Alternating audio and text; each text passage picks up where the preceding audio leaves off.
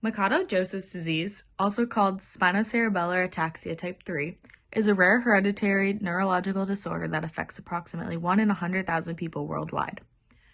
Although it's uncommon, it can have profound impacts not only on those diagnosed, but also their family and their caregivers.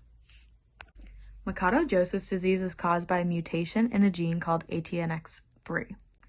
This mutation leads to gradual damage in key areas of the nervous system, especially in the cerebellum, the spinal cord, and the brain stem. Because these regions are responsible for controlling coordination, balance, and movement, people with MJD slowly lose voluntary muscle control over time. Importantly, thinking and memory usually remain intact. This can be reassuring for some families because while the body is affected, the mind often stays clear and still very aware. Doctors recognize 3 main clinical types of Machado-Joseph disease. They differ in how old someone is when symptoms begin and how quickly the condition progresses. Type 1 is the rarest and often begins earliest in life, sometimes in the teenage years or the 20s. Symptoms progress quickly and may look more like dystonia, which is severe muscle tightening, than classical ataxia. Type 2 is the most common form. Symptoms usually begin in mid-adulthood and worsen gradually. This type often includes the balance problems, stiff or jerky walking patterns, and exaggerated reflexes. Type 3 typically begins later in adulthood and progresses the slowest. In this form, muscle weakness, twitching, numbness, and tingling might be more prominent, in addition to the usual coordination issues. Across all 3 types, people with MJD often experience difficulties with balance and coordination, a staggered, unsteady, drunk-like walk, slurred speech, trouble swallowing, involuntary eye movements, muscle stiffness, tremors, or spasms, and some individuals may experience blurred or double vision, disrupted sleep, or a bulging appearance of the eyes. At the root of the disease is a repeated DNA sequence called a CAG repeat in the ATNX3 gene. Most people have between 12 and 43 repeats, while people with Machado-Joseph disease typically have over 60. A longer repeat causes the ataxin-3 protein to become abnormally long and unstable. Instead of staying in the cell's cytoplasm, the protein moves into the nucleus and forms harmful clumps. Over time, these clumps interfere with the cell's ability to clear damaged proteins, eventually leading to nerve cell death.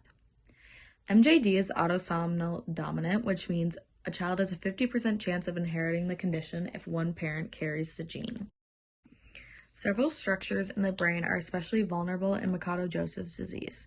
The cerebellum, which fine-tunes our movements, gradually loses key cells, including Purkinje cells and neurons in the dentate nucleus. Damage here creates the classic symptoms of unsteady movement and poor coordination. The brainstem is also affected. Degeneration in areas like the pons and medulla interrupts vital communication pathways between the brain and the body, which worsens our balance, the eye movements, and speech. Another important structure, the substantia nigra, loses its natural pigment and its dopamine-producing cells die.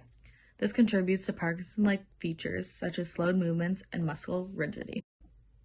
Diagnosis usually starts with the doctor evaluating movement, reflexes, balance, and eye control.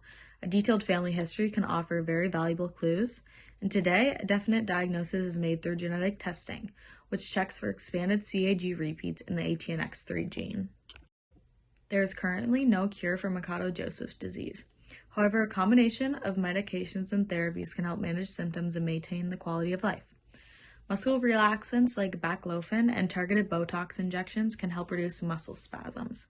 Levodopa, often used for Parkinson's disease, may provide short-term improvement in stiffness or slowed movement.